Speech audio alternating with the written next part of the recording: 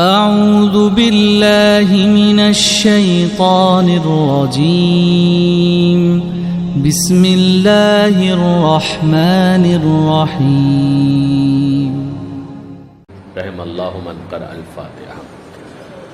بسم اللہ الرحمن الرحیم، الحمد للہ رب العالمین، الرحمن الرحیم، مالک یوم الدین، ایاک نعبد و ایاک نستعین، اہدنا الصراط المستقیم صراط الذین انعمت علیہم غیر المغضوب علیہم ولا الضالین برحمتک یا ارحم الراحمین۔ صلوات علی محمد و آل محمد۔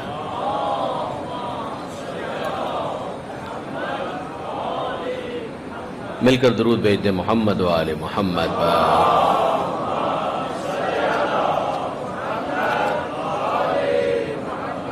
اعوذ باللہ من الشیطان اللعین الرجیم، بسم اللہ الرحمن الرحیم، الحمد للہ رب العالمین، والصلاة والسلام علی اشرف الانبیاء والمرسلین، سیدنا و مولانا ابی القاسم محمد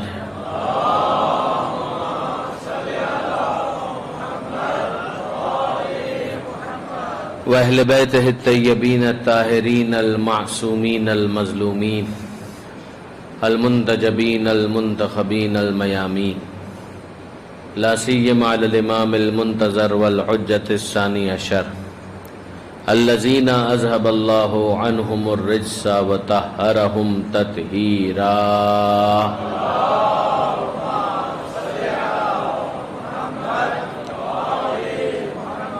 واللعنة الدائمة الباقية على أعدائهم أجمعين من يوم ظلمهم إلى قيام يوم الدين، أما بعد فقد قال الله سبحانه وتعالى في القرآن الحكيم، بسم الله الرحمن الرحيم، لقد آتيناك سبعا من المثاني والقرآن العظیم۔ صلوات علی محمد و آل محمد۔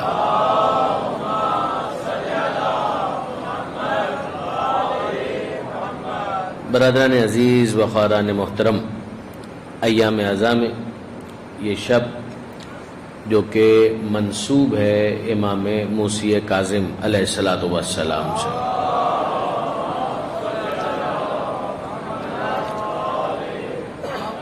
تو ظاہر ہے کہ غم کی فضا ہے تو مجلس ہی کا عنوان ہوتا ہے، مگر مناسب ہے کہ کچھ ساتویں امام کا بھی آج کی شب میں ذکر کیا جائے۔ تو الٹیمیٹلی ظاہر ہے کہ کنکلوڈ کرتے ہوئے مجھے پہنچنا تو ساتویں امام کی زندگی تک ہی ہے، مگر سرنامہ کلام میں آج کی حد تک جس آیت کو میں نے تلاوت کرنے کا شرف حاصل کیا، یہ سورہ ہجر کی 87ویں آیت ہے۔ یہ قرآن مجید کا 15واں سورہ ہے، سورہ ہجر، اور اس آیت میں پروردگار عالم یہ ارشاد فرماتا ہے کہ لقد آتیناک سبعا من المثانی والقرآن العظیم۔ لقد کا مطلب ہے یقیناً، آتیناک ہم نے آپ کو دیا، تو کیا دیا؟ سبعا من المثانی والقرآن العظیم، یہ دو کا تذکرہ ہے کہ ہم نے آپ کو سبع مثانی عطا کیا اور قرآن عظیم عطا کیا۔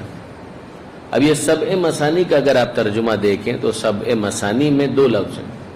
قرآن عظیم تو واضح ہے کہ قرآن کا ذکر ہو رہا ہے کہ جس کا آغاز ہوتا ہے سورہ فاتحہ سے، اختتام ہوتا ہے والناس پر، تو 114 سوروں کا مجموعہ ہے، اس کو کہا جائے گا قرآن عظیم۔ تو یہ تو واضح ہے کہ لقد آتیناک ہم نے آپ کو عطا کیا سبعا من المثانی والقرآن العظیم، مگر یہ ساتھ ہی ساتھ جو پروردگار عالم نے کہا کہ سبع مثانی ہم نے آپ کو عطا کیا، تو اس سبع مثانی کا کیا مطلب ہے؟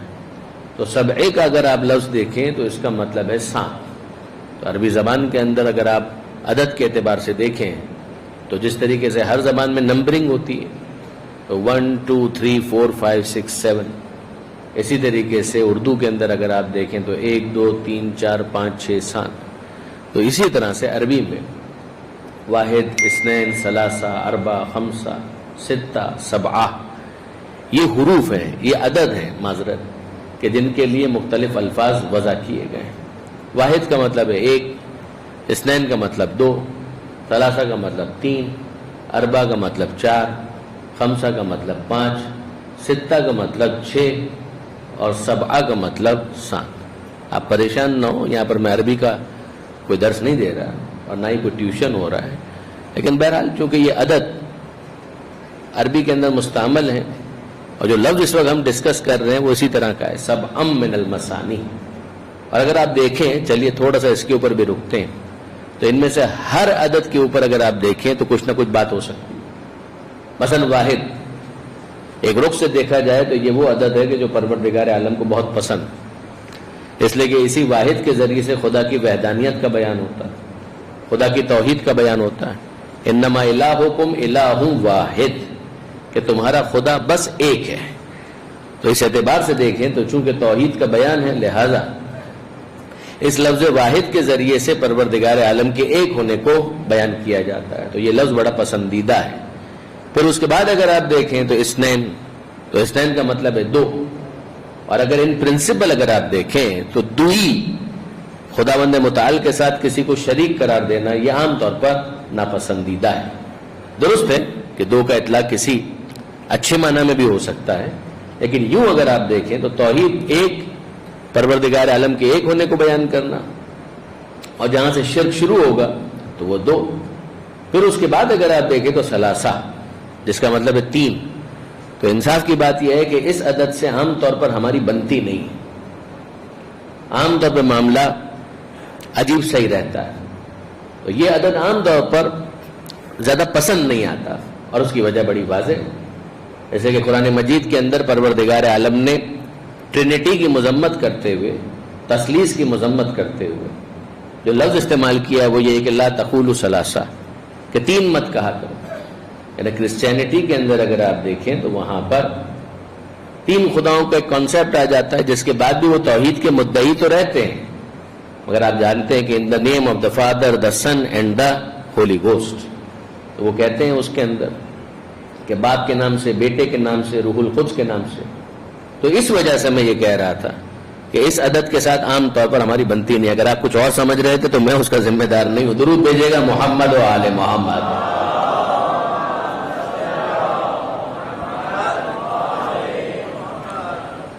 تو یہ اگر آپ دیکھیں تو واحد یعنی 1، اثنین یعنی 2، ثلاثہ یعنی 3، پھر اس کے بعد اربع یعنی 4۔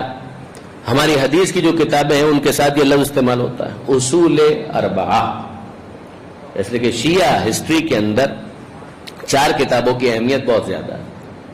الکافی، جس کے مؤلف ہیں شیخ کلینی، من لا یعذرہ الفقیہ، جس کے مؤلف ہیں شیخ صدوق، تہذیب اور استبصار، جن کے مؤلف ہیں شیخ طوسی علیہ رحمہ۔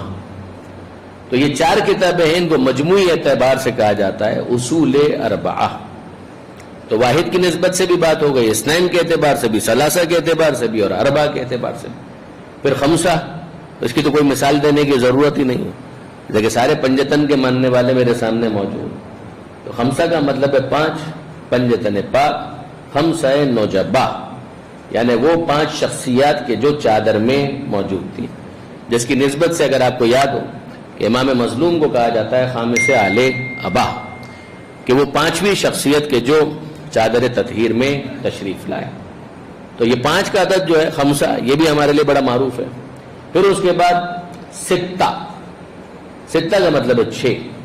تو محترم برادران اہل سنت کی جو احادیث کی کتابیں ہیں ان کی تعداد، جو مشہور کتابیں ہیں، ان کو کہا جاتا ہے صحاح ستہ، کہ 6 صحیح کتابیں، جس کے اندر بخاری بھی ہے، مسلم بھی ہے، ابو داؤد بھی ہے، ترمذی بھی ہے، سنن ابن ماجہ بھی ہے، اور سنن نسائی بھی ہے۔ اور یہ آخری جو مؤلف ہیں امام نسائی، وہ آپ جانتے ہیں کہ امیر المومنین حضرت علی ابن ابی طالب علیہ السلام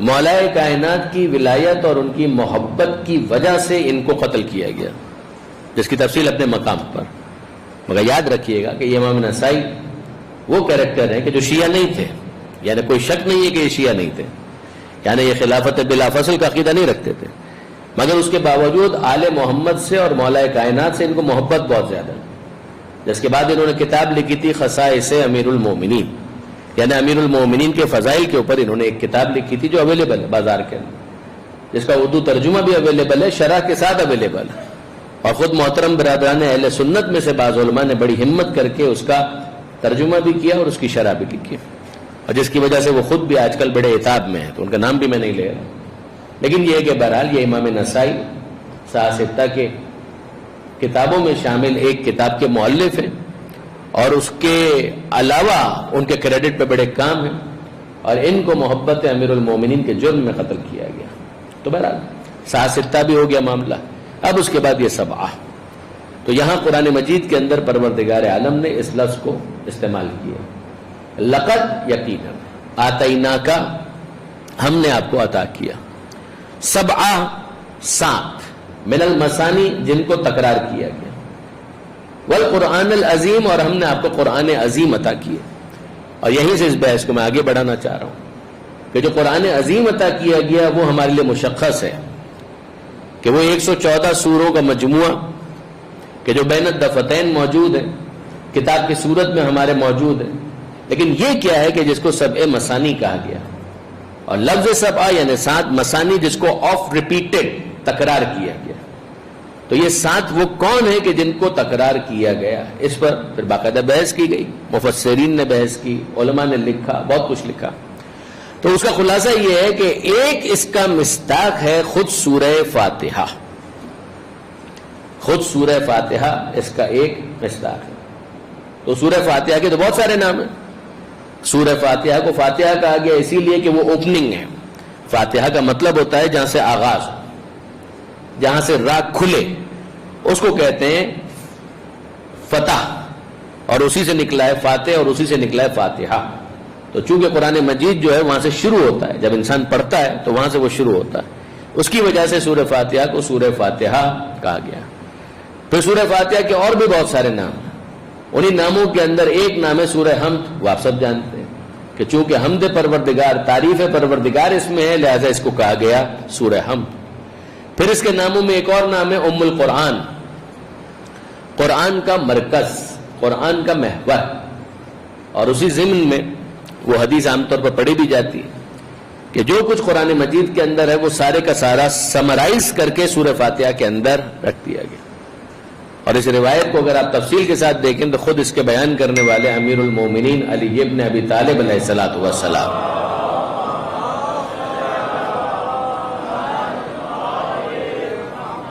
تو مولا کائنات یہ ارشاد فرماتے ہیں کہ کل ما فی القرآن فی الفاتحہ، کہ جو کچھ بھی قرآن میں ہے وہ سارے کا سارا سورہ فاتحہ میں، وَكُلَّ مَا فِي الْفَاتِحَةِ فِي الْبَسْمَلَةِ، اور جو کچھ بھی سورہ فاتحہ میں ہے وہ بسم اللہ الرحمن الرحیم میں، بسم اللہ کا نام ہے بسملہ، کہ جو کچھ سورہ فاتحہ میں ہے وہ سارے کا سارا بسم اللہ الرحمن الرحیم میں۔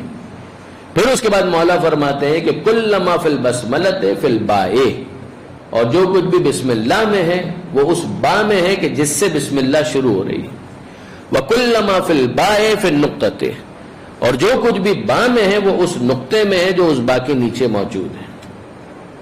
اور واقعاً جو کلائمیکس کا جملہ ہے وہ اگلا ہے کہ پہلے مولا کہتے ہیں کہ جو کچھ قرآن میں ہے وہ فاتحہ میں، پھر فرماتے ہیں جو فاتحہ میں ہے وہ بسملہ میں ہے، پھر فرماتے ہیں جو بسملہ میں ہے وہ با میں ہے، پھر فرمایا جو با میں ہے وہ اس نقطے میں ہے کہ جو با کے نیچے موجود ہے، اور پھر اس کے بعد ارشاد فرمایا کہ انا النقطۃ التی تحت الباء، وہ با کے نیچے موجود نقطہ میں ہی ہوں، کوئی اور نہیں ہے۔ درود بھیجیے محمد و آل محمد۔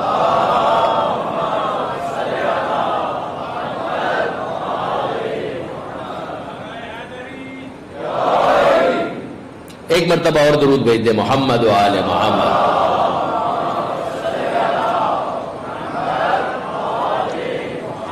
اور اب اس کے بعد اگر آپ غور کریں تو یہ والی روایت ہمارے پاس اتنی کثرت کے ساتھ نہیں ہے جس کا ذکر اس کا ہمارے محترم برادران اہل سنت نے اپنی کتابوں کے اندر کیا۔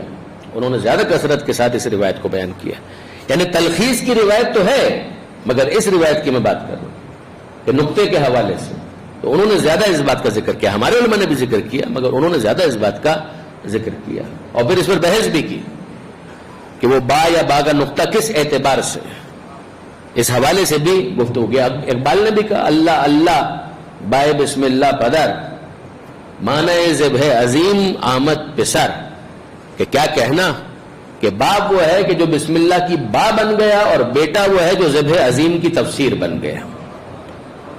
آپ نے غور فرمایا؟ تو پھر اس کے بعد اس پر گفتگو شروع ہوئی کہ جناب یہ کیا با کے نیچے موجود نقطہ یا نچے معنی دارت کیا مطلب؟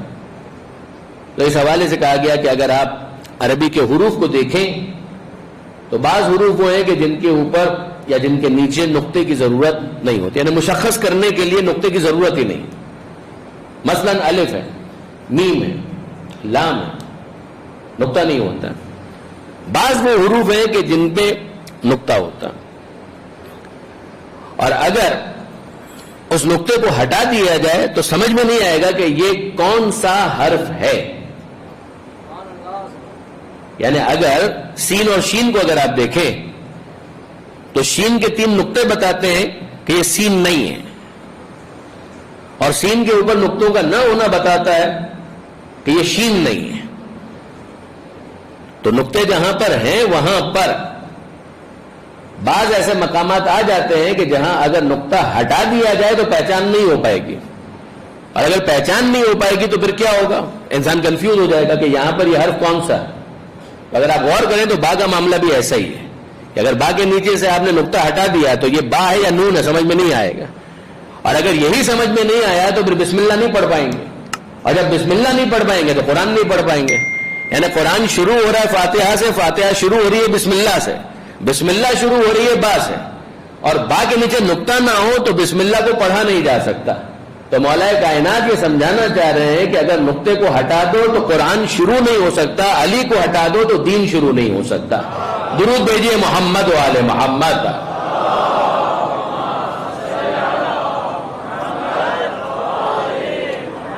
اور انصافاً برادران عزیز, اگر آپ دین کی بنیادی تعلیم کو دیکھیں وہ توحید ہے. نہج البلاغہ میں جس طریقے سے امیر المومنین نے توحید کی تشریح کی ہے, یہ امیر المومنین ہی کا حق ہے, یہ انہی کا حصہ ہے. جو پہلا ہی خطبہ ہے اس کو اگر آپ دیکھ لیں تو اندازہ ہو جاتا ہے. لیکن بہرحال میں اپنی بات کو پھر واپس اس آیت کی طرف لے جانا چاہتا ہوں. تو اگر آپ سورہ فاتحہ کے ناموں پر غور کریں تو اس کا ایک نام فاتحہ, ایک نام حمد, ایک نام ام القرآن, ام الکتاب, اور ایک اور نام ہے سبع مثانی. کہ یہ سبع مثانی ہے. اور کس اعتبار سے سبع مثانی ہے؟ اس میں 7 وہ کون سے ہیں کہ جن کو تکرار کیا, اگر یہ 7 آیتیں ہیں, یعنی سورہ فاتحہ اس کی 7 آیتیں. تو پھر یہ بحث آئی کہ جناب یہ 7 آیتیں تو ہیں مگر مثانی کیسے ہو گئی؟ یہ قرآن کہہ رہا ہے سبع من المثانی, کہ 7 وہ کہ جن کو تکرار کیا گیا. تو یہ 7 آیتیں تو ہو گئی, تکرار کہاں ہے؟ اب اس کی جو تفسیر بیان کی گئی وہ ذرا سنیے, بہت دلچسپ ہے. ایک اس کے بارے میں قول یہ ہے کہ یہ 7 آیتیں وہ ہیں کہ جو 2 مرتبہ نازل, ایک مرتبہ مکی زندگی میں, دوسری مرتبہ مدنی زندگی, یعنی ہجرت سے پہلے بھی اور ہجرت کے بعد بھی. تو چونکہ یہ نازل 2 مرتبہ ہوئی لہذا اس سورے کو کہا گیا سبع مثانی. پھر اس کے بعد کہا گیا کہ جناب ایک اور ریزن بھی ہے اس کو سبع مثانی کہنے کا, اور وہ کیا کہ اگر اس میں آپ دیکھیں تو بعض الفاظ وہ ہیں کہ جن کو تکرار کیا. مثلا آپ میرے ساتھ ذرا فالو کیجئے گا, بسم اللہ الرحمن الرحیم, اللہ کے نام سے جو رحمان ہے رحیم, لفظ اللہ رحمان رحیم. الحمدللہ ہے, لفظ اللہ تکرار ہو گیا. الحمدللہ رب العالمین, تو لفظ اللہ تکرار ہوا. الرحمن الرحیم, تو لفظ رحمان بسم اللہ میں بھی آیا تھا, یہاں پر بھی آ گیا. لفظ رحیم وہاں پر بھی آیا تھا, یہاں پر بھی آ گیا. تو لفظ رحمان بھی تکرار ہوا, لفظ رحیم بھی تکرار ہوا. اہدنا الصراط المستقیم, صراط الذین انعمت علیہم, لفظ صراط یہ بھی تکرار ہوا. تو 2 ریزن ہو گئے. ایک ریزن یہ کہ یہ 7 آیتوں کا مجموعہ 2 مرتبہ نازل ہوا لہذا کہلایا سبع مثانی. دوسرا ریزن کہ بعض الفاظ وہ ہیں کہ جو اس سورے میں تکرار ہوتے ہوئے نظر آ رہے ہیں. تیسرا ریزن کہ نماز ہو نہیں سکتی جب تک اس میں سورہ فاتحہ نہ پڑھا جائے. لا صلاۃ الا بفاتحۃ الکتاب, لا صلاۃ نماز ہو ہی نہیں سکتی الا جب تک بفاتحۃ الکتاب اس میں فاتحہ کتاب نہ پڑھ دیا جائے. اور ہر نماز میں پہلی 2 رکعتوں میں سورہ فاتحہ پڑھنا ضروری ہے. تو ہر نماز میں پروردگار عالم نے یہ اہتمام کیا کہ 2 مرتبہ سورہ فاتحہ کی 7 آیتوں کو پڑھا جائے. لہذا یہ سبع مثانی تو ہو گیا, 7 آیتیں کہ جن کو تکرار کیا گیا. آپ نے غور فرمایا؟ تو یہ 3-4 وجوہات, 3-4 ریزنز, یہ 3-4 توجیحات, تفاسیر یہ تو ہو گئی کہ جن کی وجہ سے کہا گیا کہ سبع مثانی اور قرآن عظیم آپ کو عطا کیا گیا. لیکن اب اس کے اندر یہ بحث اور آگے بڑھتی ہے, اور وہ بحث کیا ہے؟ بحث یہ جناب عالی کہ جب پروردگار عالم نے کہا قرآن عظیم ہم نے آپ کو عطا کیا, تو اس میں تو پہلے سے سورہ فاتحہ شامل ہے. تو سورہ فاتحہ تو آلریڈی قرآن عظیم کے اندر موجود ہے. پھر اس کے بعد سبع مثانی الگ سے جب کہا گیا تو سورہ فاتحہ کو مراد لینے کی کیا جسٹیفیکیشن ہے؟ تو ایک بات یہ کہی گئی کہ اس کی اہمیت کی وجہ سے, اور اب اس کے بعد دوسری ایک تفسیر جو میں آپ کے سامنے بیان کر رہا ہوں. یہ تفسیر بھی اپنی جگہ بالکل درست ہے, جب ممکن ہے ان سب کے درمیان. یعنی یہ ہوتا ہے بعض اوقات ظاہر قرآن کے عنوان سے, بعض اوقات باطن قرآن کے عنوان سے. یہاں پر تو ظاہر کے مصداق لینے میں بھی کوئی مسئلہ نہیں, یعنی یہ ٹیکنیکل باتیں تو اپنے مقام پر, اس میں آپ کو الجھانا بھی نہیں چاہ رہا. لیکن اتنا ضرور گزارش کروں گا کہ سورہ فاتحہ یقیناً اس کا ایک مصداق بن سکتا ہے, جبکہ اس کا تذکرہ روایات کے اندر بھی آیا ہے. مگر اب آئیے اس کے بعد دوسرے اینگل سے اس کے اوپر غور کریں کہ جب پروردگار عالم یہ کہہ رہا ہے لقد یقیناً آتیناکا, ہم نے آپ کو دیا سبعا من المثانی والقرآن العظیم, قرآن عظیم آپ کو عطا کیا, اور سائیڈ بائی سائیڈ کیا عطا کیا؟ سبع مثانی. واو عاطفہ درمیان میں موجود ہے جو ان پرنسپل مغایرت کا پتہ دیتا ہے کہ سبع مثانی اور ہیں, قرآن عظیم اور. سورہ فاتحہ اس کے اندر شامل ہو گیا, اہمیت کی وجہ سے مان لیجئے, اور اب اس کے بعد دوسری تفسیر کی طرف توجہ کیجئے. اور وہ کیا کہ ہم نے تو عام طور پر یہی سنا کہ جب قرآن کا ذکر آتا ہے تو ساتھ ساتھ اہل بیت کا ذکر آتا ہے, جب قرآن کا تذکرہ آتا ہے تو ساتھ ساتھ وارث کتاب کا ذکر آتا ہے, اہل بیت کا ذکر آتا ہے. تو اب یہاں پر پروردگار عالم نے جو کہا تو ایسا لگتا ہے کہ کچھ مسنگ ہے, کہ جب قرآن عظیم کا تذکرہ ہوا تو واو کے ساتھ تو ذکر ہونا چاہیے تھا اہل بیت کا, تو وہ ذکر کہاں چلا گیا؟ وہ کہیں نہیں گیا, اسی سبع مثانی کے اندر موجود. دیکھیے اپنی طرف سے تو انسان کچھ بھی نہیں کر سکتا, یہ تو نہیں ہو سکتا کہ لفظ کے اندر وہ معنی ہی موجود نہ ہو اور ٹویسٹ کر کے وہ معنی وہاں پر لوکیٹ کر دیا جائے, پلیس کر دیا جائے. یہ تو تفسیر پھر رائے ہو جائے, اس کی تو کوئی گنجائش نہیں. لیکن اب ذرا دیکھیے کہ ہم کیا کریں کہ خود معصومین کے الفاظ کے اندر موجود ہے کہ نحنو واللہ, اللہ کی قسم ہم ہیں وہ سبع مثانی کی جس کا تذکرہ قرآن مجید کے اندر پروردگار عالم نے کیا. چھٹے امام جعفر صادق علیہ السلام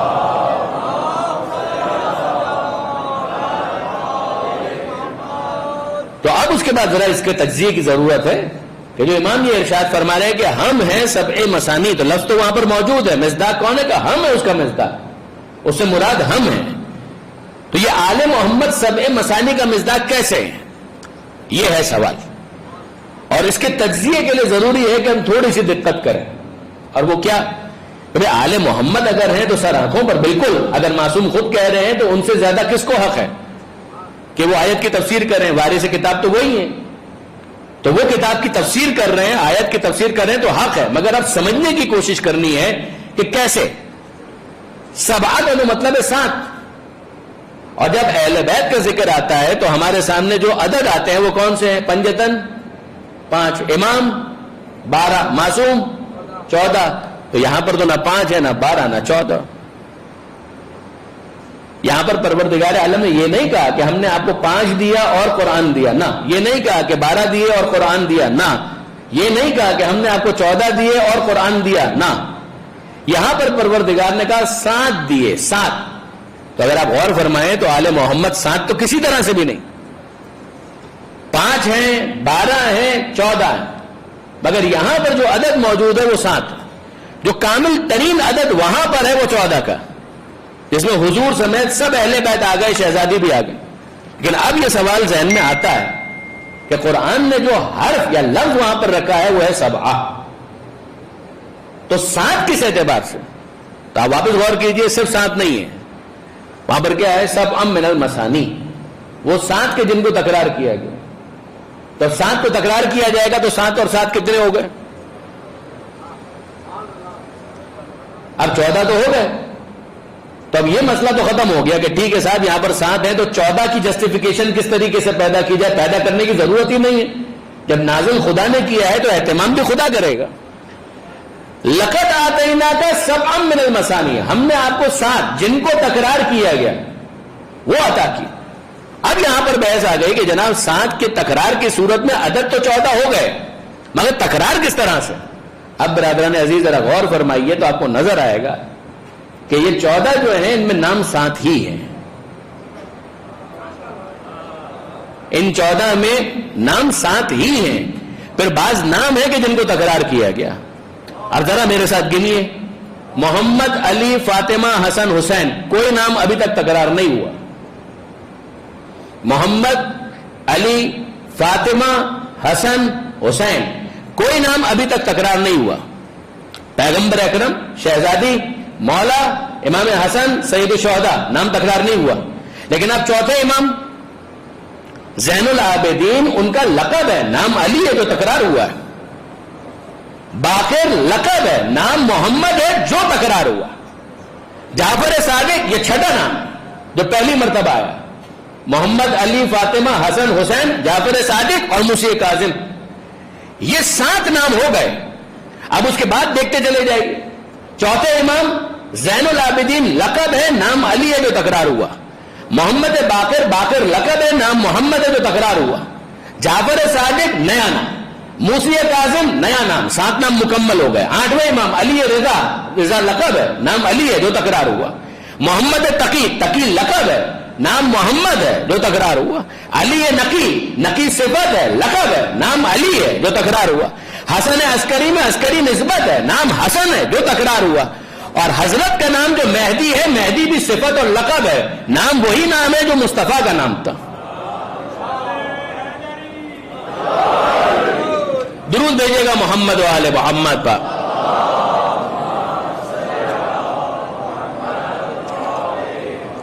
ایک مرتبہ اور درود بھیج دیں محمد و آل محمد.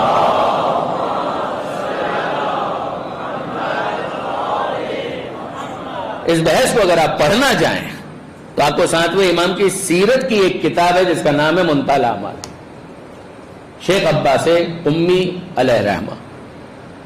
اس کا اردو ترجمہ کیا علامہ صفدر حسین نجفی صاحب نے، محسن ملت، احسن المقال کے نام سے. اس میں اگر آپ 7ویں امام کا چیپٹر کھولیں گے تو وہاں پر انہوں نے یہ 7 کی بحث کی ہے اور اس کی تحلیل بھی کی ہے، تجزیہ بھی کیا کہ اگر آپ غور فرمائیں تو جو پروردگار عالم نے کہا 7 من المثانی، تو نام 7 ہی ہیں جن میں سے پھر بعض کو تکرار کیا گیا. تو وہ آیت، اس کے الفاظ، اس کا مطلب اور یہ اس کا مصداق. لقد یقیناً آتینا کا ہم نے عطا کیا. کیا عطا کیا؟ والقرآن العظیم، پوری کتاب. اور ساتھ میں مفسرین قرآن، ایک تو حامل کتاب ہے کہ جس کے اوپر وحی کی صورت میں قرآن کو نازل کیا گیا، اور دوسرے وہ جماعت کہ جن میں 7 ہی ہیں کہ جن کو تکرار کیا گیا، نام 7 سے زیادہ نہیں ہے. غور فرمایا. اور لوکیشن میں نے آپ کی خدمت میں گزارش کر دی کہ یہ 7ویں امام کی سیرت کی بحث میں آپ کو یہ پوری تفصیل مل جائے گی. اب آئیے واقعاً ہم ترتیب کے ساتھ چلیں برادران عزیز. تو معصومین کی جو سیرت ہے، سوانح، اس میں آپ کو چند مراحل طے کرنے پڑیں گے. ایک تو تشریح ہے کہ جو پروردگار عالم نے وحی نازل کی ہے، ختمی مرتبت احمد مجتبی محمد مصطفیٰ صلی اللہ علیہ وآلہ وسلم.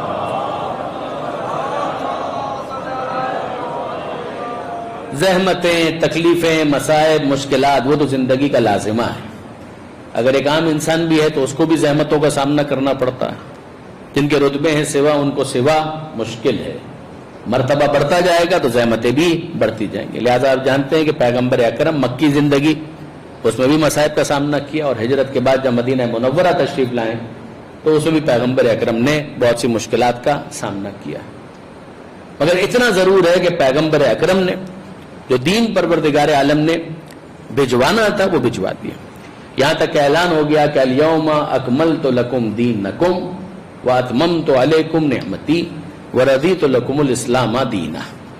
آج کے دن میں نے دین کو مکمل کر دیا نعمتوں کو تمام کر دیا اور اس دین سے تمہارے لیے بطور دین راضی ہو گیا. یہ آپ جانتے ہیں کہ پہلی آیت جو نازل ہوئی وہ سورہ علق، اقرا بسم ربک الذی خلق، پڑھیے اپنے رب کے نام سے کہ جس نے پیدا کی. آخری آیت یہ، آج کے دن میں نے دین کو مکمل کر دیا. یہاں سے یہ سلسلہ غدیر کے ساتھ جڑ جاتا، یعنی آیت کہ جس میں دین کے مکمل ہونے کا اعلان کیا جا رہا ہے کہاں نازل ہوئی؟ غدیر خم کے میدان میں، جب پیغمبر اکرم نے اپنے ہاتھوں پر بلند کر کے کہا کہ من کنت مولا ہو فہذا علی مولا، کہ جس کا میں مولا اس کا علی مولا.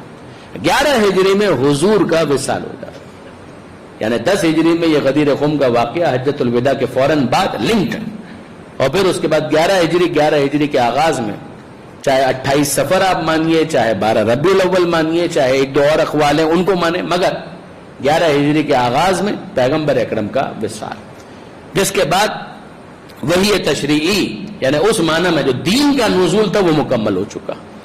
اب دین کوئی دوسرا نہیں آنے والا، اب دین کی حفاظت ہوگی. اور یہی فرق ہے کہ پیغمبر اکرم نے دین پہنچا دیا اور اپنی زندگی میں دین کی حفاظت بھی فرمائی.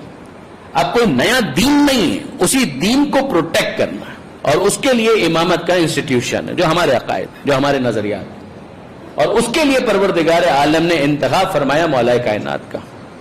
یہ پروردگار عالم کی طرف سے ایک فیصلہ کہ جو پہلے بھی اعلان کیا گیا تھا کہ ان اللہ اصطفیٰ آدم و نوحا و آل ابراہیم و آل عمران علی العالمین، کہ یقیناً اللہ نے چن لیا آدم کو، نوح کو چن لیا، اور فقط ابراہیم کو نہیں چنا، آل ابراہیم کو چن لیا. فقط عمران کو نہیں چنا، آل عمران کو چن لیا، علی العالمین اور عالمین میں چن لیا. یہ سورہ آل عمران. اور اسی طریقے سے جناب ابراہیم علیہ السلام سے مربوط اس آیت میں بھی جب ابراہیم علیہ السلام کی امامت کا اعلان کیا گیا، وَإِذِ ابْتَلَىٰ إِبْرَاهِيمَ رَبُّهُ بِكَلِمَاتٍ، وہ وقت یاد کرو کہ جب ابراہیم کا ان کے رب نے چند کلمات کے ذریعے سے امتحان لیا اور انہوں نے مکمل کامیابی حاصل کی، تو اس موقع پر اعلان ہوا کہ انی جاعلک للناس اماما، اے ابراہیم ہم نے آپ کو تمام انسانوں کے لیے امام بنایا. ابراہیم علیہ السلام کہتے ہیں وَمِن ذُرِّيَّتِي، کہ اے پروردگار یہ عہدہ امامت میری نسل میں بھی جائے گا. تو پروردگار عالم نے جواب دیا کہ لا ینال عہد الظالمین، اصول سمجھ لو کہ جو ظالم ہے اس تک یہ عہدہ امامت نہیں جائے گا. یعنی نسل ابراہیم کے اندر جو مجسم عدالت ہے اس کے سر پر تاج امامت رکھا جائے گا. اس کے سب سے بڑے رئیس سردار وہ ہے خاتم النبیین احمد مجتبی محمد مصطفیٰ صلی اللہ علیہ وآلہ وسلم.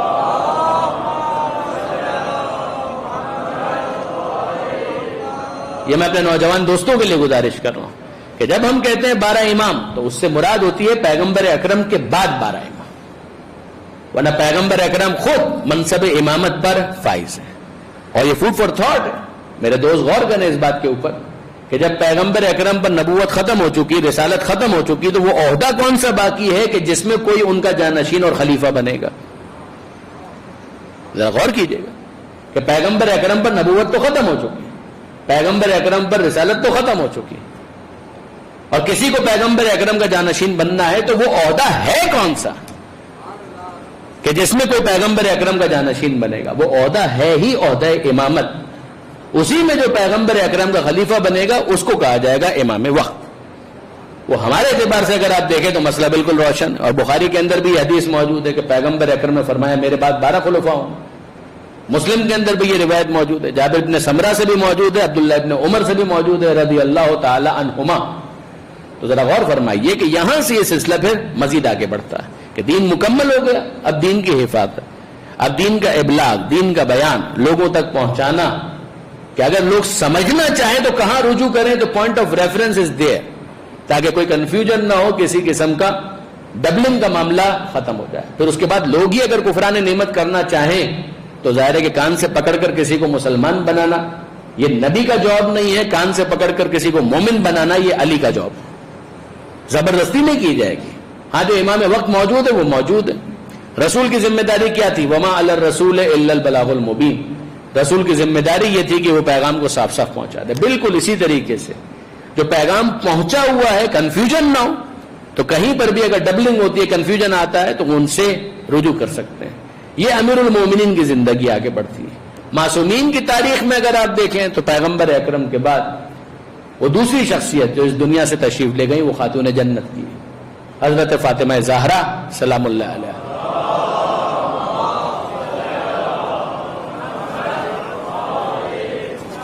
تو 11 ہجری ہی میں پیغمبر اکرم کی وفات، 11 ہجری ہی میں خاتون جنت کی وفات. وہ 28 سفر اور خاتون جنت 75 یا 95 دن کے بعد 14 جمادی الاول یا 3 جمادی الثانی اس دنیا سے تشریف لے گئی.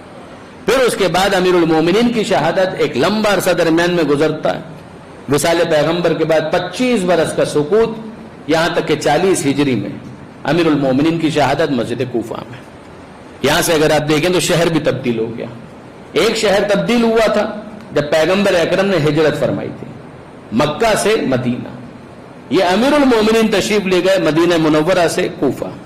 اور یہ آپ جانتے ہیں کہ وجہ بڑی واضح ہے کہ اس زمانے میں جو 4 بڑی جنگیں لڑی ہیں، 3 بڑی جنگیں جمل، صفین اور نہروان، اس کے لیے ضروری تھا کہ کوئی ایسا مقام منتخب کیا جائے کہ جہاں سے شام کو بھی دیکھا جا سکے اور بصرہ کو بھی دیکھا جا سکے.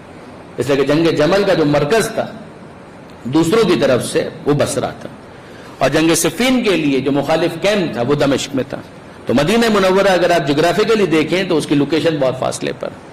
اس وجہ سے امیر المومنین نے کوفہ شہر کو بطور دارالخلافہ انتخاب فرمایا.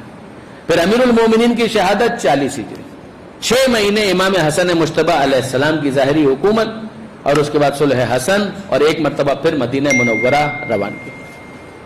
وہ پورا قافلہ جو گیا تھا کوفہ وہ پلٹ کر واپس آیا مدینہ منورہ.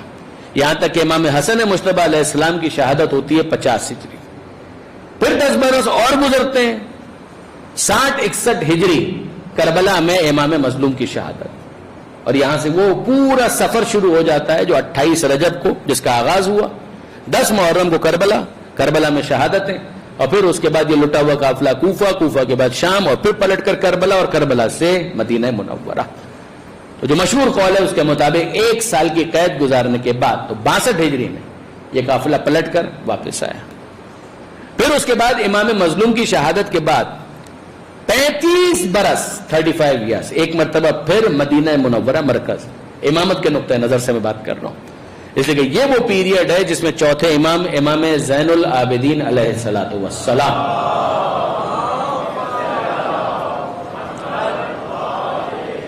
دین کے بہت سے بنیادی کام جو امامت کی ذمہ داریاں ہیں ان کے حوالے سے انجام دیتے ہیں. عزاداری چوتھے امام نے اس کو اپنی پرائم پر پہنچا دی، گریے کے ذریعے سے، ذکر حسین کے ذریعے سے، امام کی مظلومیت کے بیان کے ذریعے سے. اسی میں ظاہر ہے کہ دیگر جو اہل البیت ہیں بنی ہاشم میں وہ بھی اپنا حصہ ڈال رہے ہیں. جناب زینب سلام اللہ علیہ، جناب ام کلثوم اور دیگر بیبیاں جو کربلا کے واقعے میں شریک تھے، ان سے اب یہ پیغام متعدی ہو رہا ہے، دوسروں تک پہنچ رہا ہے. تو 35 برس جو چوتھے امام نے زندگی گزاری ہے اس میں کربلا کا ذکر، عزاداری، آنسو بہانا، گریہ کرنا، حسین کے نام کو زندہ رکھنا، حسین کے پیغام کو زندہ رکھنا. کیا اس کے علاوہ بھی کچھ کام کیے چوتھے امام نے؟ جواب جی ہاں. صحیفہ کاملہ اسی زمانے کا شاہکار، رسالت الحقوق اسی زمانے کا شاہکار. اسی طریقے سے چوتھے امام نے ایک مدرسے کی بنیاد بھی رکھی، جو میں نے پہلے آپ سے گزارش کی کہ یاد رکھیے کہ امام کا کام ہے دین کو پروٹیکٹ کرنا. تو دین کی پروٹیکشن کے لیے امام نے جو اقدامات کیے ان میں یہ ساری چیزیں سر فہرست ہیں. ان سب کی اپنی اہمیت ہے. یہاں تک کہ جب چوتھے امام کی شہادت ہوئی ہے تو 5ویں امام اور پھر 6ٹھے امام نے اسی مدرسے کو اپنے معراج پر پہنچا دیا. آج ہمارے پاس جو حدیث کا لٹریچر موجود ہے اس کے اندر جب ہم کھول کر دیکھتے ہیں، کافی کو اٹھائیے، ملا حاضر، تہذیب، استفسار، بیہا، وسائل الشیعہ، مستدرک، کوئی بھی کتاب آپ اٹھا کر دیکھیں تو اس کے اندر آپ کو نظر آئے گا قال الباقر قال الصادق. باقر نے کہا، صادق نے کہا، 5ویں امام نے کہا، 6ٹھے امام نے کہا. دوسرے اماموں کے بھی احادیث ہم تک پہنچے. نہج البلاغہ ہے، صحیفہ کاملہ ہے، ابھی میں نرس کی آپ کی خدمت میں. مگر جو فقہی اعتبار سے احادیث کا جو مجموعہ ہے، اور ظاہر ہے کہ یہ لٹریچر اور یہ ہیریٹیج وہی ہے جو پیغمبر اکرم کی علمی میراث وہ ہم تک پہنچ رہا ہے. تو اس میں نمایاں نام کس کا ہے کہ 5ویں امام اور 6ٹھے امام. پھر اس کے بعد 8ویں امام کا ذکر بھی الگ سے کیا جاتا ہے. تو آپ دیکھیں گے کہ اب مدینہ منورہ ہی ہے، چوتھے امام، 5ویں امام، 6ٹھے امام، تینوں کی شہادتیں وہیں پر ہوئی. میں یہ نہیں کہہ رہا کہ اس پیریڈ میں معصومین باہر نہیں جا رہے، نہیں، 6ٹھے امام کے حوالے سے ملتا ہے. کوفہ تک بھی گئے، کربلا تک بھی گئے، زیارت کے لیے گئے, حج کے لیے گئے, کوفہ چلے گئے, وہ ٹھیک ہے, لیکن مرکز کی اگر آپ بات کریں تو مرکز تھا مدینہ منورہ, چوتھے امام کی زندگی میں, پانچویں امام کی زندگی میں, چھٹے امام کی زندگی میں. خود امام حسین کی زندگی میں جو امام کے اسفار ہیں ان کو آپ نکال دیجیے تو مدینہ منورہ مرکز ہے. خود امام حسن کی زندگی میں بچپن سے لے کر شہادت تک جو امام کے کچھ سفر ہیں ان کو آپ مائنس کر دیں تو مدینہ منورہ ہی مرکز ہے. خود مولا کائنات کی زندگی میں آپ وہ 5 سال نکال دیجیے تقریباً کہ جو مولا کی ظاہری خلافت کا پیریڈ ہے, تو آپ کو مکہ مدینہ جو مین فوکس نظر آئے گا وہ مکہ اور مدینہ ہی میں نظر آئے گا, اس میں بھی مدینہ منورہ زیادہ. تو یہاں پر آپ دیکھیں گے کہ چھٹے امام کی شہادت ہو جاتی ہے. یہ 148 ہجری کی میں بات کر رہا ہوں, یعنی جس ترتیب کے ساتھ ہم چل رہے تھے کہ 11 ہجری میں پیغمبر اکرم جناب سیدہ مولا کائنات 40 ہجری, امام حسن 50 ہجری, امام مظلوم 60-61 ہجری, امام زین العابدین 95 ہجری. یہ پہلی صدی کمپلیٹ ہو گئے. یہ پہلے 100 سال جو ہیں اس کے اندر جتنے معصومین تھے وہ یہاں پر شہادت پا جاتے ہیں. 95 ہجری یہ پہلی صدی کی آخری معصوم شخصیت ہے جن کی شہادت ہو رہی. یعنی اگر آپ غور فرمائیں 4 امام اور 2 دوسرے معصومین تو 6 معصومین, ان کی سیرت ٹائم لائن کے اعتبار سے ان پہلے 100 سالوں کے اندر کور ہو جاتے. پھر اس کے بعد اگر آپ دیکھیں تو یہ دوسری صدی ہے کہ جہاں سے آپ 5ویں امام کی شہادت کی تاریخ کے اعتبار سے آپ حساب کتاب دیکھیں تو 114 ہجری میں 5ویں امام کی شہادت ہے 114. 148 ہجری میں چھٹے امام کی شہادت, امام زمانہ عجل اللہ تعالی فرجہ الشریف.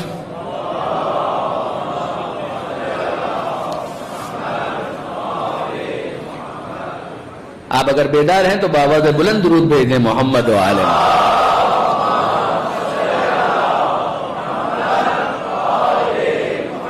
حضرت حجت کے بعد معصومین کی سیرت اور تاریخ میں وہ امام کے جس کا سن سب سے زیادہ ہے وہ ہمارے چھٹے امام. حضرت حجت کا معاملہ تو استثنائی ہے, لیکن باقی اگر آپ دیکھیں تو 60s کے اندر آپ کو 3 ہی معصوم نظر آئیں گے, پیغمبر اکرم, مولا کائنات, دونوں 63 سال کے 63, اور 2 سال ان سے بھی زیادہ عمر پائی چھٹے امام 65 برس. 148 ہجری میں چھٹے امام کی شہادت ہوتی. امامت کا بھی ٹھیک ٹھاک پیریڈ ہے, یعنی 114 ہجری 5ویں امام کی شہادت, اور پھر اس کے بعد 148 ہجری تک آپ دیکھ سکتے ہیں کہ ٹھیک ٹھاک ایک بڑا پیریڈ.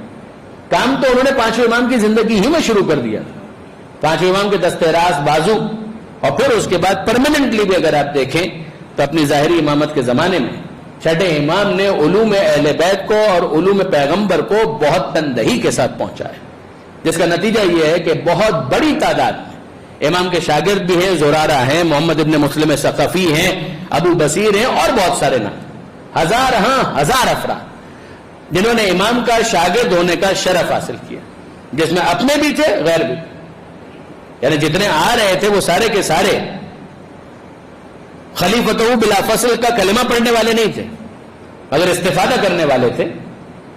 ان میں امام اعظم ابو حنیفہ بھی شامل, کہ جن کا مشہور جملہ ہے کہ لولا السنتان لہلکن نعمان, کہ اگر وہ 2 سال نہ ہوتے جو میں نے جعفر صادق کی شاگردی میں گزارے تو یقیناً میں ہلاک ہو جاتا.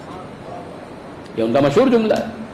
تو آپ دیکھیں گے برادران عزیز کہ 5ویں امام, چھٹے امام, 7ویں امام, یہ 3 معصومین ہوئے ہیں کہ جو دوسری صدی میں. پہلی صدی کے اندر 6 معصومین, دوسری صدی کے اندر 3 معصومین. 5ویں امام 114 ہجری, چھٹے امام 148 ہجری, 7ویں امام 183 ہجری 183. پھر اس کے بعد جیسے ہی 8ویں امام کی زندگی شروع ہوتی ہے صدی بدل جاتی.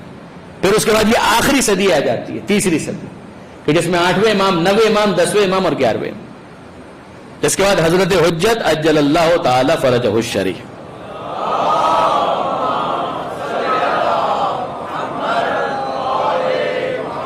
تو ابھی اگر ہم بحث کو 7ویں امام ہی تک رکھیں, یہ تو 3 معصومین, پہلی صدی 6 معصومین, دوسری صدی 3 معصومین. یہ اپنے نوجوان دوستوں کے لیے کہہ رہا ہوں کہ ان کے لیے یاد رکھنا بھی آسان ہوگا کہ پہلی صدی میں 6 معصومین, دوسری صدی میں 3 معصومین کی شہادت. وہ 3 معصومین کون سے؟ 5ویں امام, چھٹے امام اور 7ویں امام. 5ویں امام 114, چھٹے امام 148, 7ویں امام 183.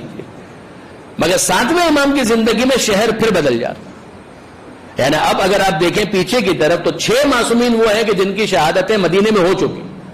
پیغمبر اکرم جناب سیدہ امام حسن چوتھے امام، پانچویں امام، چھٹے امام. استثناءات کون ہے؟ مولا کائنات نجف اشرف میں مدفون ہے، شہید ہوئے کوفہ میں. امام مظلوم کربلا میں شہید ہوئے، کربلا ہی میں دفن. مگر پھر اس کے بعد اگر آپ دیکھیں تو چوتھے امام، پانچویں امام، چھٹے امام یہ سب مدینے میں شہید ہوئے. 7ویں امام سے پھر ایک مرتبہ شہر تبدیل ہو جاتا ہے اور اب شہر آ جاتا ہے بغداد. یہ بغداد شہر تعمیر ہوا بنو عباس کے خلیفہ منصور کے زمانے میں. یہ منصور دوانقی. یہ بھی ذہن میں رکھیے گا کہ اگر آپ بادشاہوں کے اعتبار سے دیکھیں تو ایک سال بہت امپورٹنٹ ہے، وہ ہے 132 ہجری 132. یعنی 132 کا مطلب کیا ہوا؟ 114 ہجری میں پانچویں امام کی شہادت ہوئی ہے، 148 میں چھٹے امام کی. تو چھٹے امام کی امامت کا زمانہ تھا جب یہ سال آیا 132 ہجری. اور اس 132 ہجری کے اندر ڈائنسٹی چینج ہو گئی. بنو امیہ والے گئے اور بنو عباس والے آئے. جو بنو عباس کا آنے کا سلسلہ ہے تو ان کا نعرہ کیا تھا؟ الرضا لآل محمد، کہ ہم تو آل محمد کی رضا چاہتے ہیں. کیا وہ اپنے اس سلوگن کے اوپر باقی رہے؟ جواب جی نہیں. وہ بھی بنو امیہ ہی کی طرح سے ظالم، سنگ دل، انتہائی جابر، قاہر ثابت ہوئے. اور چونکہ ان کا سلوگن وہ تھا کہ جس کے اوپر ان کو عمل نہیں کرنا تھا. اقتدار حاصل کرنے کے لیے آپ جانتے ہیں کہ نعرے تو بہت سے لگا لیے جاتے ہیں، مگر کیا اس کے بعد ان نعروں کی پاسداری کی جاتی ہے؟ بدقسمتی یہ ہے کہ عام طور پر مایوسی ہوتی ہے، ڈس اپوائنٹمنٹ ہوتا ہے. تو یہ تحریک تو چل رہی تھی اور کافی عرصے سے چل رہی تھی. ڈائنسٹی تبدیل ہوئی، بنو امیہ کا خاتمہ ہو گیا. اچھا یہ بھی ذہن میں رکھیے گا کہ بنو امیہ خود 2 شاخوں میں تقسیم ہوتے ہیں. ایک آل ابو سفیان اور دوسرے آل مروان. یزید کی موت ہوئی 64 ہجری میں، اور یزید کی موت کے بعد یزید کے بیٹے نے اپنے باپ کو اور اپنے دادا کو ڈسون کیا. یہ خود اپنی جگہ حسین اور سید سجاد کی کتنی بڑی فتح ہے. کوئی غور کرے اس بات پر کہ ایک طرف ہے یزید کا بیٹا اور ایک طرف ہے حسین کا بیٹا. یزید کا بیٹا تخت پر ہے، تاج پہنے ہوئے. حسین کے بیٹے کے ہاتھ میں زنجیریں ہیں، گلے میں توق. مگر ذرا غور فرمائیے کہ اسیر بیٹا اپنے مظلوم باپ پر فخر کر رہا ہے اور یہ بادشاہ بیٹا اپنے باپ کے وجود پر شرمندہ ہے. یعنی سید سجاد کو کوئی شرمندگی نہیں ہے کہ میرے باپ نے یہ اسٹینڈ کیوں لیا، کبھی نہیں.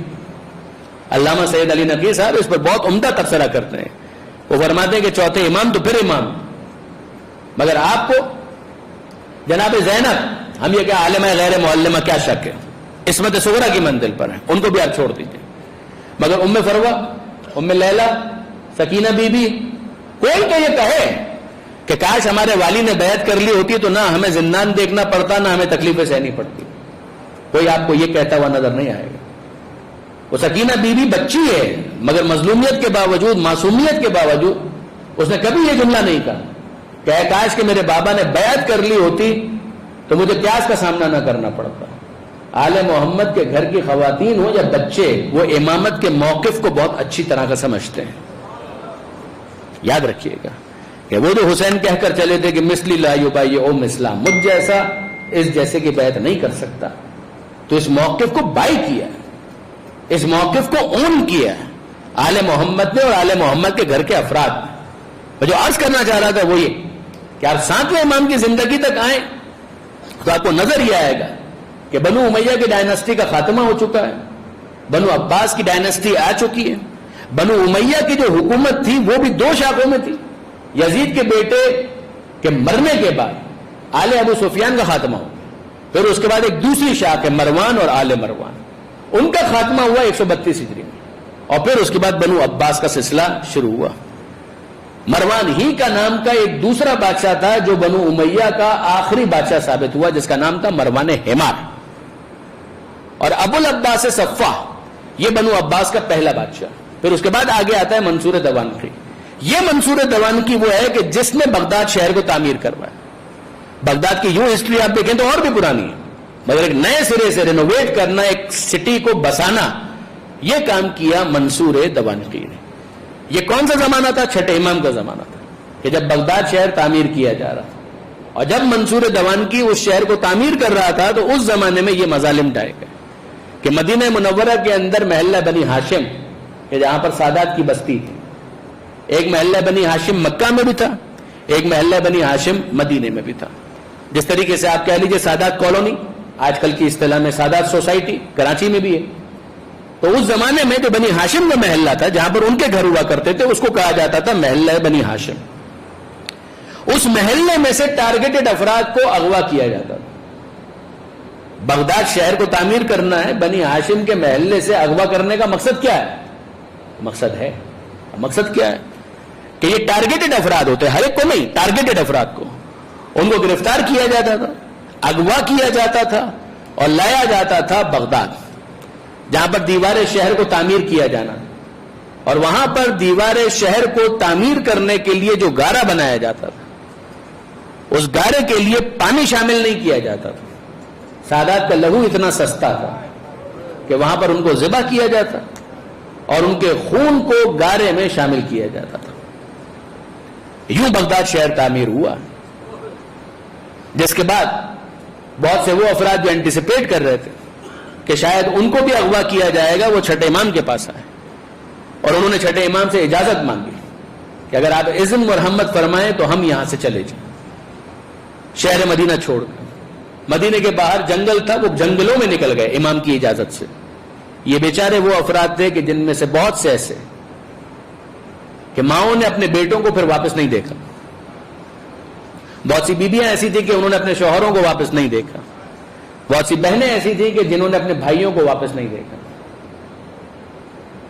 یہ عجیب مظلومیت کی داستان ہے برادران عزیز.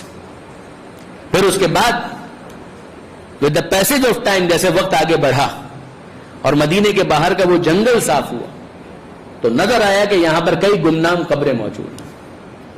یہ گمنام قبریں کن کی تھی؟ یہ ان سادات کی تھی کہ جنہوں نے اینٹیسپیٹ کرتے ہوئے کہ ہمیں اغوا کیا جائے گا انہوں نے مدینہ چھوڑ دیا تھا، انہی جنگلوں کے اندر انہوں نے اپنی زندگی گزار دی. یوں شہر بغداد تعمیر ہوا، اور جب شہر بغداد تعمیر ہو گیا تو ظاہر ہے کہ اس کو دارالخلافہ بنایا گیا، اس کو ہیڈ کوارٹر بنایا گیا، اور جب وہ ہیڈ کوارٹر بن گیا تو 7ویں امام کی شہادت اسی زمانے میں ہوتی، جس کی وجہ سے بھی 7ویں امام کی تدفین بھی وہاں پر ہوئی. البتہ آپ اس بات کو جانتے ہیں کہ شہر کبھی جو آباد شہر ہوتے ہیں وہ اسٹیگننٹ نہیں ہوتے ہیں، وہ ایکسپینڈ ہوتے رہتے ہیں، بڑھتے رہتے ہیں. اسلام آباد کا بھی یہی معاملہ ہے، کراچی کا بھی یہی معاملہ ہے، بہت سے شہروں کے اندر آپ کو یہ مثالیں مل جاتی ہیں. کراچی شہر کو تو ہم جس طریقے سے دیکھ رہے ہیں پھیلتے ہوئے تو لگتا یہی ہے کہ اگلے 50-100 سال کے اندر شاید یہ حیدرآباد سے مل جائے گا. تو شہر کبھی بھی، آباد شہر خاص طور پر، وہ محدود نہیں رہتے، وہ ایکسپینڈ ہوتے رہتے ہیں. تو اس زمانے میں اگر آپ دیکھیں تو جہاں پر 7ویں امام کو دفن کیا گیا وہ بغداد شہر کا حصہ نہیں تھا، وہ اس کا مضافات کا علاقہ تھا، سبب جس کے لیے لفظ استعمال کیا گیا مقبرۃ القریش، کہ یہ قریش کا مقبرہ ہے، یعنی وہاں پر قبرستان ہے، اور وہیں پر 7ویں امام کو دفن کیا گیا. 7ویں امام کو جب دفن کیا گیا تو ایک کاظم کو دفن کیا گیا، تو یہ امام کا ایک لقب کاظم. 8ویں امام کی شہادت بھی ان کو دفن کیا گیا مشہد میں، طوس میں، اس کو بھی مشہد بعد میں کہا گیا. مشہد کا مطلب ہے شہادت کی جگہ. 8ویں امام کی شہادت کے بعد اس کو مشہد کہا گیا، ورنہ اس کا نام طوس تھا، اور دوسرے 2-3 نام تھے، لیکن جو زیادہ مشہور نام ہے وہ ہے طوس. بعد میں وہ نام بھی سیٹ اسائڈ ہو گیا، زیادہ ڈومیننٹ نام ہو گیا مشہد. بالکل اسی طریقے سے اگر آپ دیکھیں تو مقبرۃ القریش یہ نام تھا. ایک کاظم دفن ہوئے، پھر اس کے بعد پوتا وہیں پر دفن ہوا، یعنی امام محمد تقی جواد علیہ الصلوۃ والسلام، ان کا بھی ایک لقب ہے کاظم. تو یہ 2 کاظم وہاں پر دفن ہو گئے، دادا اور پوتا، جس کی وجہ سے اس جگہ کا نام پڑ گیا کاظمین، یعنی وہ جگہ جہاں پر 2 کاظم دفن ہیں اس کو کہا گیا کاظمین. غور فرمایا برادران عزیز آپ نے. تو یہ یاد رکھیے گا برادران عزیز کی ابتدا میں یہ بغداد کا حصہ نہیں تھا، مقبرۃ القریش کہلایا، کاظمین کہلایا. پھر بعد میں یہ ہوا کہ جب شہر ایکسپینڈ ہو گیا تو آج اگر آپ جائیں تو یہ کوئی الگ علاقہ ہی نہیں ہے، اب یہ بڑے بغداد کا ایک حصہ بن چکا ہے، ورنہ ارلیئر ڈیز کے اندر یہ بغداد کا حصہ نہیں تھا، بغداد سے تھوڑا سا فاصلے پر تھا، الگ تھا. زندان میں جب امام کو رکھا گیا وہ ایک الگ بات، بغداد کا زندان وہ الگ. میں تو دفن ہونے کے مقام کی بات کر رہا ہوں کہ مدفن کہاں پر ہے امام کا, اس کی میں بات کر رہا ہوں. پھر یاد رکھیے گا برادران عزیز کہ یہ بغداد شہر ایک مرکز کی حیثیت حاصل کر گیا. کس اعتبار سے؟ برادران اہل سنت کی بھی بڑی شخصیات ہیں کہ جو وہاں پر دفن ہوئے over the period of time. اس زمانے میں پھر تھوڑی تاریخ آگے بڑھی تو بڑے بڑے نام وہاں پر ہمیں برادران اہل سنت کے بھی مدفون نظر آتے ہیں. مثلا امام ابو یوسف, امام ابو حنیفہ کے شاگرد, وہ بھی وہیں پر دفن. اسی طرح شہر بغداد کے اندر اگر آپ دیکھیں امام اعظم ابو حنیفہ, وہ بھی وہیں پر دفن. اسی طریقے سے شیخ عبد القادر جیلانی بہت بعد میں, لیکن یہ کہ وہ بھی وہیں پر دفن ہوئے. امام احمد ابن حنبل وہ بھی وہیں پر دفن ہوئے. اور پھر اگر آپ دیکھیں تو شیعہ اکابرین میں بھی ایک بہت بڑی تعداد ہے کہ جن کی خبریں آپ کو وہیں پر ملیں گی. مثلا نواب اربعہ تو 4 نائبین خاص ہیں حضرت حجت کے, ان کی تاریخ اگر آپ شروع کریں پیچھے سے تو امام علی نقی علیہ السلام تک جڑ جائے گی بات. یہ سب کے سب چاروں وہیں پر بغداد کے اندر مدفون. عثمان بن سعید, محمد بن عثمان, حسین بن رو, علی بن محمد السیمری, یہ سب وہاں پر دفن ہیں. اسی طریقے سے ہمارے اور بہت سے افراد جن کا وہاں پر انتقال ہوا, شیخ مفید علیہ رحمہ, وہ کہاں دفن ہے؟ اسی احاطے میں. تو ساتھ میں امام کا مقبرہ ہے اسی احاطے. ان کے جو شیخ تھے ابن قولوی صاحب کامل الزیارات, جو ہم لوگ جاتے ہیں اور زیارت پڑھتے ہیں, تو زیارت پڑھنے کے حوالے سے جو ماخذ ہے اہم ترین وہ کامل الزیارات. اس کے جو لکھنے والے ہیں, اس کو کمپائل کرنے والے ابن قولوی, مجھے اندازہ ہے کہ عام طور پر جب مومنین جاتے ہوں گے کاظمین تو شاید ان بزرگان سے واقف بھی نہیں ہوں گے اور ان کی قبر پر بھی نہیں جاتے ہوں گے, حالانکہ بالکل ہی قریب ہے. وہیں پر ابن قولوی کی قبر ہے اور اسی کے ساتھ شیخ مفید علیہ رحمہ. یہ اساطین ہیں شیعت کے, یہ یاد رکھیے گا. اسی طریقے سے سید مرتضی, سید رضی, دونوں بھائی. سید مرتضی علم الہدیٰ کہاں انتقال ہوا؟ وہیں پر. انہی کے بھائی سید رضی, اتنا بڑا احسان نہج البلاغہ, کہاں دفن ہوئے؟ ابتدائی تدفین کم سے کم ان کی وہیں پر ہوئی. پھر ایک قول کے مطابق کربلا ان کو لے جایا گیا. بعد کے پیریڈ میں اگر آپ دیکھیں خواجہ نصیر الدین طوسی علیہ رحمہ, یہ شیخ طوسی نہیں ہے, شیخ طوسی الگ, خواجہ نصیر الدین طوسی الگ. شیخ طوسی علیہ رحمہ جب بغداد تغرل بیگ کے زمانے میں برباد ہوا ہے, خاص طور پہ شیعوں کے لیے زمین تنگ ہو گئی اور شیعہ محلوں کو آگ لگا دیا گیا, لائبریریاں جلا دی گئیں, اس زمانے میں شیخ طوسی علیہ رحمہ نجف کی طرف آئے اور امیر المومنین کے شہر کو انہوں نے حوضہ علمیہ بنایا. یہ ہے ہمارے حوضہ علمیہ کی تاریخ جو جڑ جاتی ہے بغداد کے ساتھ. یعنی وہ جو سلسلہ مدینے سے شروع ہوا, مکے سے شروع ہوا, مدینہ, کوفہ, نجف, پھر اس کے بعد بغداد, مشہد, کاظمین, اور پھر اس کے بعد یہی بغداد جو آپ کا بڑا علمی مرکز بنا, اور وہاں سے یہ سلسلہ جڑ گیا نجف اشرف سے ایک مرتبہ پھر, جیسے کہ اب یہ بن گیا مرکز علمی. اس کے مؤسس ہیں شیخ طوسی علیہ رحمہ, اور وہاں سے پھر سلسلہ شروع ہوا اور آج تک وہ سلسلہ جاری و ساری. جس کی اہم شخصیت جن کا حالیہ دنوں میں انتقال ہوا, آیت اللہ سعید الحکیم, بہت بڑی شخصیت. یہ پوری فیملی ہی بہت بڑی شخصیتوں پر مشتمل. آیت اللہ محسن الحکیم, آیت اللہ باقر الحکیم, آل حکیم کے کیا مصائب ہیں اور کیا ان کا علم اور کیا ان کا کنٹریبیوشن آل محمد کے علوم کی ترویج کے حوالے سے. برادران عزیز, شاید پورے عشرے کا یہ موضوع ہو جائے اگر ایک انسان اس کے اوپر گفتگو کرنا شروع کرے, مگر اس کی اہم شخصیت آیت اللہ سعید الحکیم جو مراجع اربع میں شامل تھے. 4 مراجع, آیت اللہ سیستانی, آیت اللہ حافظ بشیر نجفی جو پاکستان کے ہیں, آیت اللہ اسحاق فیاض, اور پھر اس کے بعد آیت اللہ سعید الحکیم. ان کی وفات ابھی ہوئی اور ان کو حضرت آیت اللہ العظمی ابو القاسم الخوئی کے جوار میں دفن کیا گیا نجف اشرف میں. تو اب برادران عزیز اتنی بات ضرور گزارش کروں گا, خواجہ نصیر الدین طوسی کے حوالے سے ایک جملہ سن لیجیے اور پھر اس کے بعد اتنی بات ضرور گزارش کروں گا.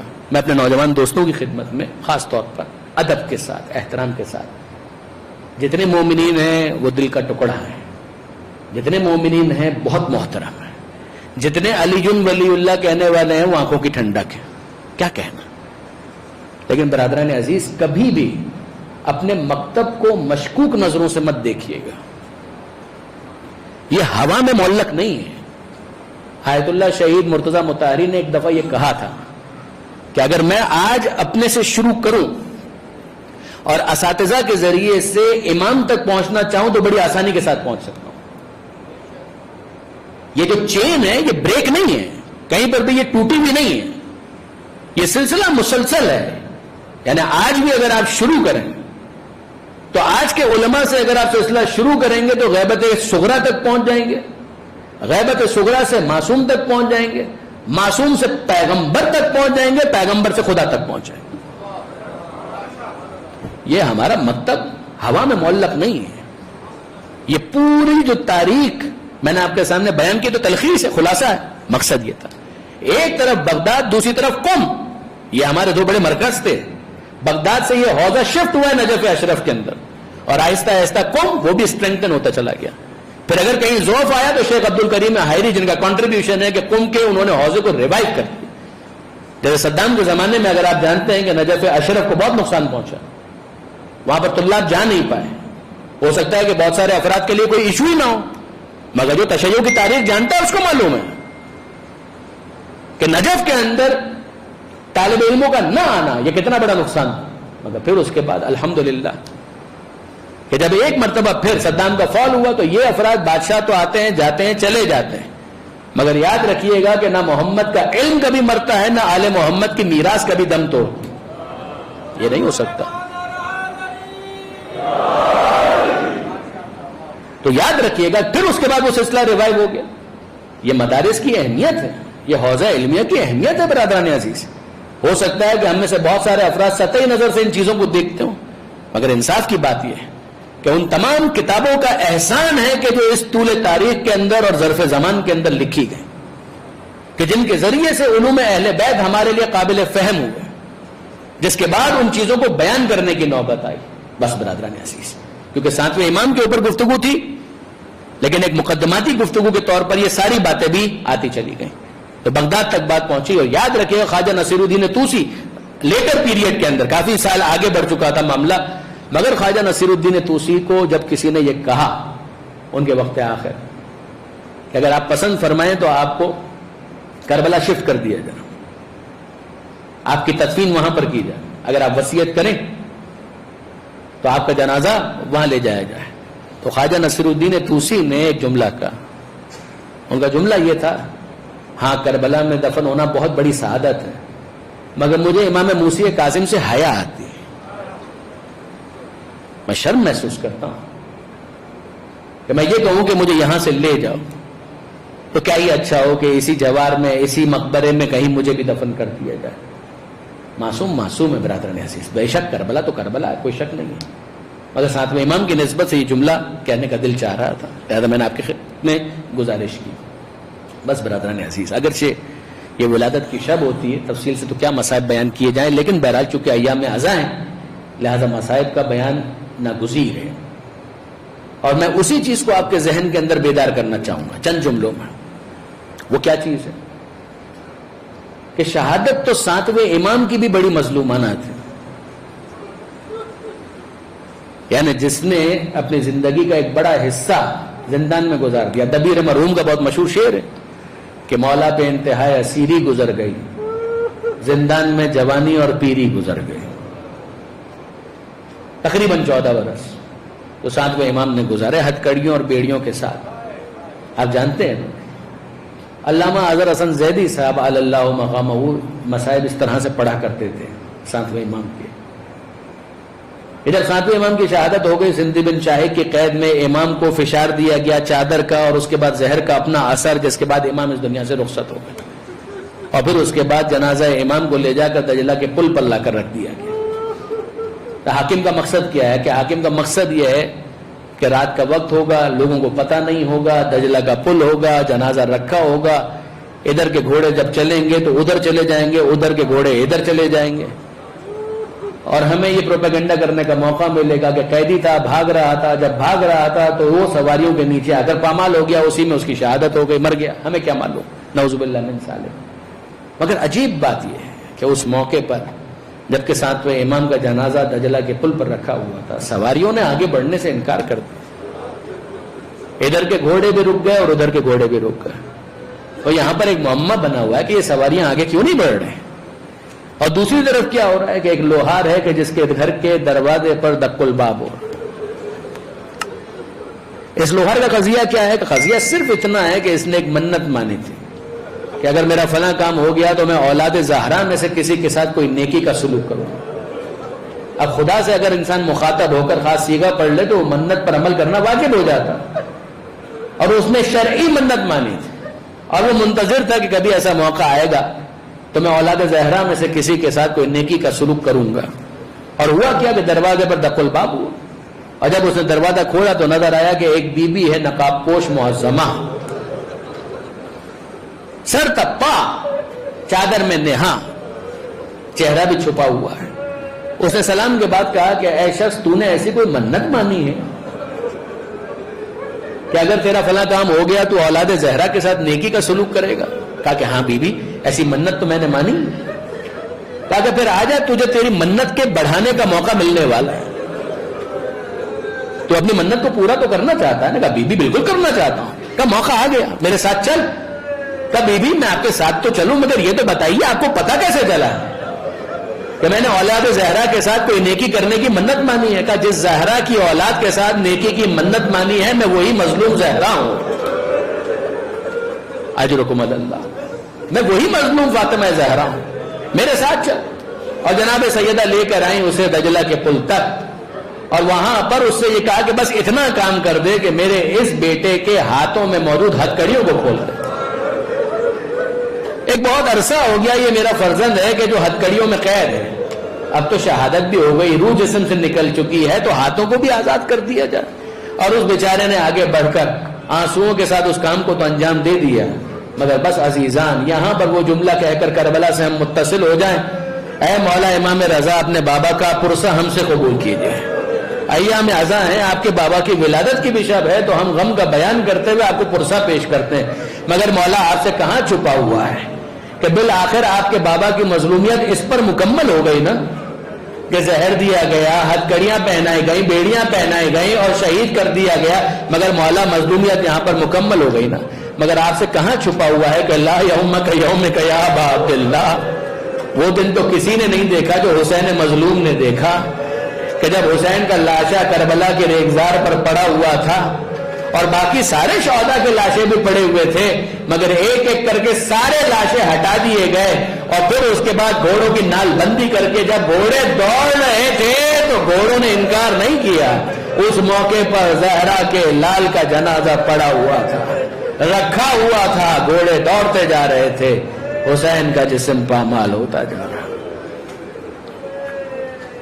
اللہ ولعنۃ اللہ علی القوم الظالمین وسيعلم الذين ظلموا ایام منقلب ينقلبون۔ بار الہ اس قلیل توسل کو اپنی بارگاہ میں قبول فرما، ان آنسوؤں کو جناب سیدہ کے رومال میں جگہ عطا فرما۔ اے پروردگار، باب الحوائج امام موسی کاظم کا صدقہ بیماروں کو شفا عطا فرما، خصوصیت کے ساتھ آنکھوں کے امراض میں جو مبتلا ہیں، ساتویں امام کے وسیلے سے خاص تاکید آئی کہ آنکھوں کے امراض کے لیے پروردگار کی بارگاہ میں توسل کیا جائے۔ اللہم انا نتوسل الیک بموسی بن جعفر، اے مالک تمام بیماروں کو خصوصیت کے ساتھ امراض چشم میں مبتلا افراد کو صحت کاملہ اور عاجلہ نصیب فرما۔ اے مالک جو بے روزگار ہیں رزق حلال عطا فرما، جو بے اولاد ہیں اولاد صالح عطا فرما، وطن عزیز پاکستان کو استحکام عطا فرما، زمانے کے امام کے ظہور میں تعجیل فرما، ہمیں ان کے اعوان و انصار میں شمار فرما۔ ملک عابد حسین کی بیٹی بیمار ہیں، اسی طرح ہبہ زہرا، صوبیہ نقوی اور دیگر جتنے بھی افراد ہیں کہ جنہوں نے دعا کی التماس کی ہے، مالک ان سب کو شفاء کاملہ اور عاجلہ نصیب فرما۔ ربنا تقبل منا انک انت السمیع العلیم وتب علینا انک انت التواب الرحیم۔